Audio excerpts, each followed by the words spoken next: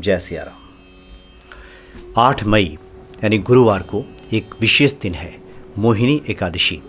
वैसे तो 24 एकादशियाँ हैं और प्रत्येक एकादशी को व्रत रखने का विशेष फल हमें प्राप्त होता है, लेकिन उसमें से भी बैसाख महीने के शुक्ल पक्ष की जो एकादशी है, जो 8 मई को मोहिनी एकादशी जिसे हम कहते हैं, इसका बहुत ही विशेष महत्व होता है।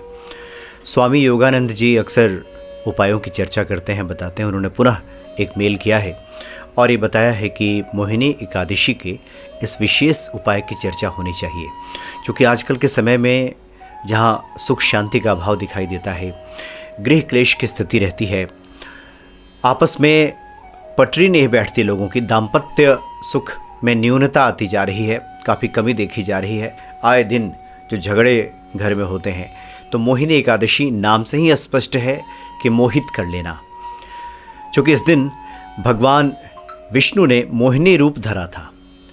जब जो असुर हैं, जो राक्षस हैं, अमृत कलश समुद्र मंथन के बाद लेकर के भागे, तो उनको रिझाने के लिए और अमृत कलश प्राप्त करने के लिए भगवान विष्णु ने मोहिनी रूप धारण किया था।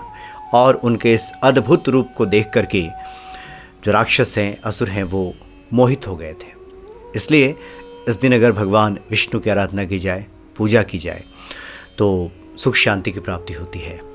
और विशेष तौर पे अगर हमारी कुछ इच्छा है, हम चाहते हैं कि किसी मन मुताबिक अगर कोई कार्य करना चाहते हैं, अपने घर में सामंजस्य बिठाना चाहते हैं, या किसी ऐसे व्यक्ति के मन में अपने प्रति प्रेम प्रकट कराना चाहते हैं, खासकर दाम्पत्य जीवन में जहाँ इसमें प्रेम में न्यूनता दिखाई देती है, आए दिन झगड़े होते हैं, कलह की स्थिति बनती है, वहाँ तो ये बहुत ही कारगर ये मंत्र काम करेगा।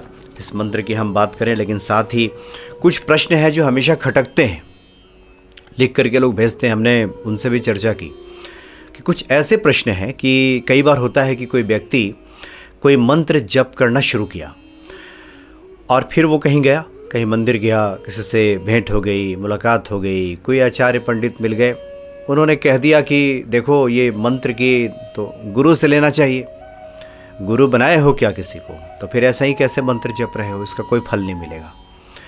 तो ये सब सुनने के बाद व्यक्ति घबरा जाता है।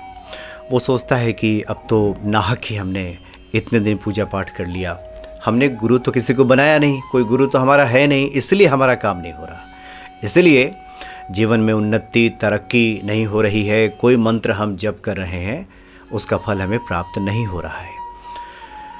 तो कुछ बातें ऐसी होती हैं जो परंपरा से वो बातें चली आ रही हैं, गुरु की विशेष महिमा है, इससे भला कौन इनकार कर सकता है।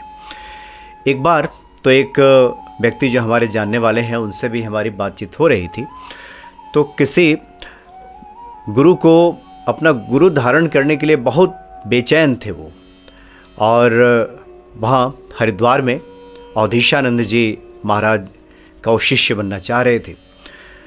अब अवधेशानंद जी महाराज से भेंट कैसे हो, मुलाकात कैसे हो, और चाहते थे कि उन्हीं को गुरु बनाए। अब वो मिलेंगे नहीं, तो हमसे कह रहे थे कि आप तो जाते रहते हैं जहाँ तहाँ, उनसे ज़रा बोलिए, समय निकालें, हमें अपना शिष्य बना लें। अब ऐसी जगहों पे जो व्यवहारिक कठिनाई आती है वो हम आपको बताते हैं। बड़े बड़े पंडालों में जो गुरु धारण किया जाता है, बनाया जाता है, जो गुरुमुखी परंपरा है, जो गुरु बैठा हो, सामने शिष्य बैठा हो, उसके मन में प्रश्न उठ रहे हों, उसका निराकरण किया जा रहा हो, ये सब व्यवस्था तो अब है नहीं। इतनी बड़ी संख्या है पंडालों में, लोगों को मंत्र दीक्षा दी जाती है, फिर गुरु जी से भेंट नहीं होती। एक बार और किसी व्यक्ति ने फ़ोन किया था हमें पटना से, कोई बड़े गुरु जी का नाम ले रहे थे, कह रहे थे कि हमारे जीवन में बहुत समस्या है, कहीं कहीं पैसा फंस गया था उनका, बहुत ज़्यादा पैसा उनका फंस गया था। तो अब किसी ने बताया कि आप पूजा पाठ करेंगे तो आपको मिल जाएगा, और इसके लिए आपको गुरु बनाना होगा। तो कोई कथा चल रही थी, वहाँ जाकर उन्होंने उनको गुरु बना लिया, और गुरु जी ने कह दिया कि ठीक है आप ये पूजा कीजिए, मिले, वो उन्होंने कह दिया। उसके बाद उन्होंने हमसे पूछा कि हम ये कर रहे हैं, फिर ये नहीं हो रहा, फिर ऐसा कर रहे हैं, फिर वो नहीं हो रहा। तो हमने कहा कि अभी तो आपने चर्चा की कि हमने तो गुरु बनाया है, तो गुरु जी से पूछिए, अगर गुरु बना लिया जाता है किसी को तो इधर उधर भटकना नहीं चाहिए, गुरु जी की शरण में रहें, जो उन्होंने कह दिया है, जितना कह दिया है अक्षरशः उसका पालन कीजिए पूरी तरह से, और तब देखिए सब काम हो जाएगा। लेकिन उन सज्जन ने कहा कि अब गुरु जी से कहाँ भेंट होती है, वो तो आए थे यहाँ पंडाल में, कथा चल रही थी, हमने गुरु बना लिया, अब तो भेंट होती नहीं है। तो ऐसे में मेरा तो ये नित्य का अनुभव है, लोगों से मिलते हैं, जब बाहर जाते हैं, पंडित आचार्य जी लोगों से भी बातें होती हैं, तो हम इस व्यवहारिक जो प्रश्न है इसको पूछते हैं हम कि अब अभी के समय में ये बताएं कि क्या सबके लिए गुरु बनाना संभव है? इतनी बड़ी आबादी है और कई बार कोई सुन लेता है कि गुरु बनाना चाहिए, और गुरु किसको बनाएं उसके प्रति ना आदर का भाव जगा है, न श्रद्धा है, लेकिन एक मजबूरी है कि नहीं बनाओगे तो फिर मंत्र फलित नहीं होगा, पूजा पाठ फलित नहीं होगा, तो जाके इससे कहता है कि आप हमें शिष्य बना लीजिए। अब गुरु जी ने शिष्य बना लिया और कुछ ही दिनों के बाद गुरु के प्रति अश्रद्धा खड़ी हो गई, क्योंकि गुरु के प्रति कोई श्रद्धा थी नहीं, हमने तो एक आवश्यकता की पूर्ति के लिए बना लिया। तो इस तरह की व्यवहारिक कठिनाइयाँ काफ़ी सामने आती हैं। तो जब हम प्रश्न इस तरह का पूछते हैं आचार्य से, गुरुओं से, जो बड़े साधु महात्मा हैं, वो तो शास्त्रों में बात कही गई है कि गुरु धारण करें तभी आपका कल्याण होगा, गुरु के बिना कल्याण नहीं है, गुरु के बिना ईश्वर नहीं मिलेंगे। लेकिन बहुत गहरे में आप जा कर के देखेंगे तो गुरु का काम होता है पथ प्रदर्शक का, रास्ता दिखाने वाला, मार्ग दिखाने वाला। वो दिखाता है कि वहाँ है, वो मार्ग है, वहाँ दीपक की लौ जल रही है, लेकिन दीपक की लौ जहाँ जल रही है वो हमारी आंखों की रोशनी पे, हम पे निर्भर करता है कि हम वहाँ देख पा रहे हैं कि नहीं। तो गुरु का काम एक पथ प्रदर्शक का है, रास्ता दिखाने वाले का है। प्राचीन समय में चूँकि इस तरह की वाचन परंपरा रही थी, गुरु शिष्यों को वाचन शैली में बताते थे और फिर उसको कंठस्थ कर जाते थे, फिर दूसरे व्यक्ति को बताते थे। तो जो कठिन वैदिक मंत्र हैं, इसको अगर गुरु धारण न किया जाए तो उच्चारण में त्रुटि हो जाएगी, कोई गलती हो जाएगी तो उसके बाद अर्थ का अनर्थ हो जाएगा। इसलिए भी गुरु की आवश्यकता पड़ती थी कि कौन बताएगा कहाँ गलती हो रही है।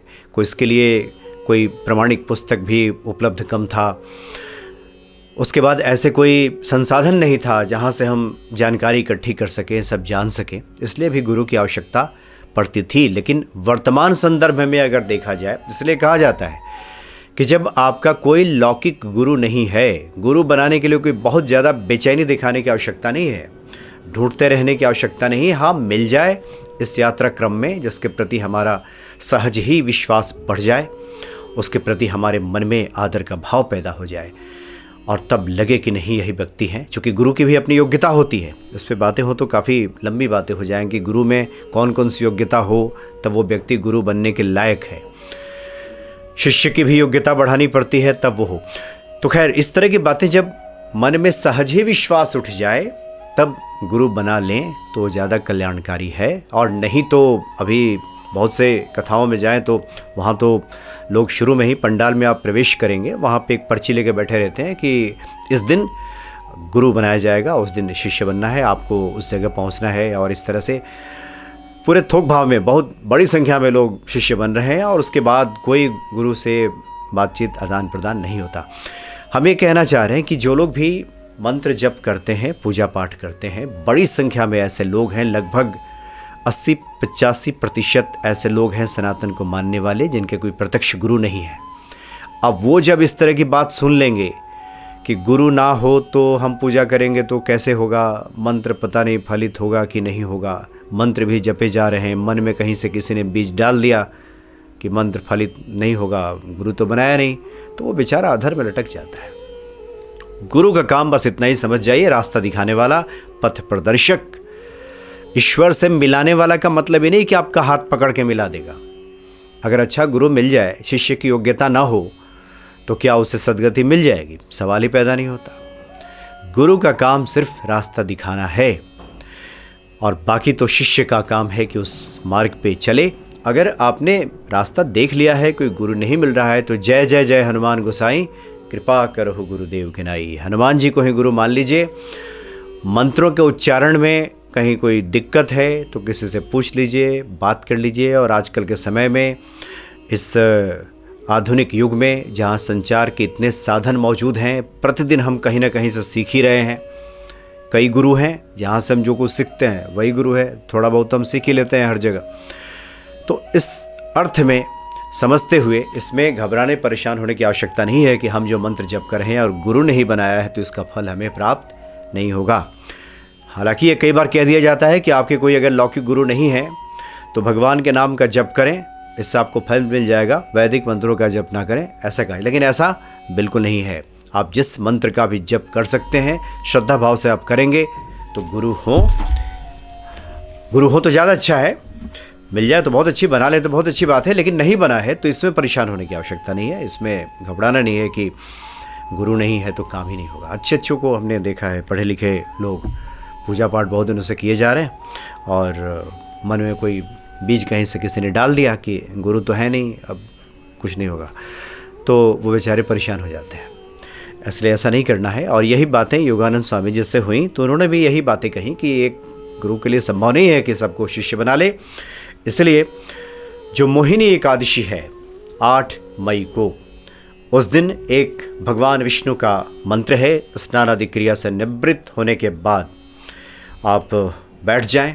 पीला वस्त्र अगर धारण कर लें तो बहुत अच्छा, नहीं तो कोई पीला कपड़ा शरीर पे धारण कर लें या फिर मंदिर चले जाएं और वहाँ पे भगवान विष्णु का एक मंत्र है, ओम नारायणाय विद्महे वासुदेवाय धीमहि तन्नो विष्णु प्रचोदयात्।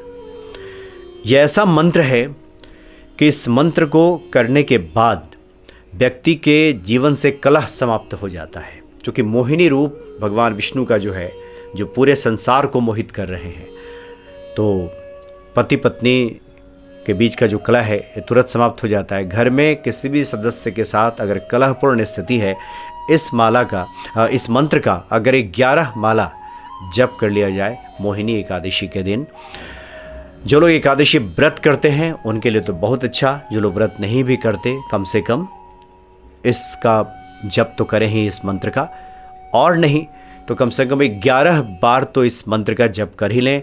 ओम नारायणाय विद्महे वासुदेवाय धीमहि तन्नो विष्णु प्रचोदयात्। कम से कम 11 बार भी इसका जप कर लें। एक विधि ये भी बताई गई है, बहुत लोग आजकल चाहते हैं कि मन मुताबिक उनका रिश्ता कहीं पे तय हो जाए, शादी हो, विवाह हो, तो उसके लिए भी उन्होंने लिख करके भेजा है कि इसके लिए एक घड़ा लेना है छोटा सा और उस पर पीला कपड़ा उसके मुंह पे बांध देना है और फिर घड़े के ऊपर एक आकृति जैसा बनाना है जिससे आप चाहते हैं कि रिश्ता जहाँ तय हो जाए उसकी आकृति। अब पूरी तरह तस्वीर तो बनेगी नहीं, उंगली से एक मान लेना है कि ऐसे ऐसे करके हमने एक चित्र बना दिया है उस पर उस व्यक्ति का, और उसका व्यक्ति का नाम बोल करके 3 बार उस पर फूंक मार करके और इसी मंत्र का 11 माला जप कर लेना है। ओम नारायणाय विद्महे वासुदेवाय धीमहि तन्नो विष्णु प्रचोदयात्। और उसके बाद उस घड़े को उठा करके भगवान विष्णु के मंदिर में जा करके वहीं पे रख देना है, अंदर ही कहीं पे जा करके रख देना है, छोड़ देना है। भगवान विष्णु से प्रार्थना करना है कि आप तो पूरे संसार को मोहित करने वाले भगवान हैं, विष्णु रूप में आपने तो राक्षसों को मोहित कर दिया था, तो आपका ये अद्भुत जो रूप है, इस रूप की कृपा से हम भी जहाँ चाहते हैं वहाँ पे वो व्यक्ति मोहित हो, वहाँ हमारी बात बन जाए, हमारा रिश्ता कायम हो जाए। इस तरह से इस मंत्र का जप किया जा सकता है।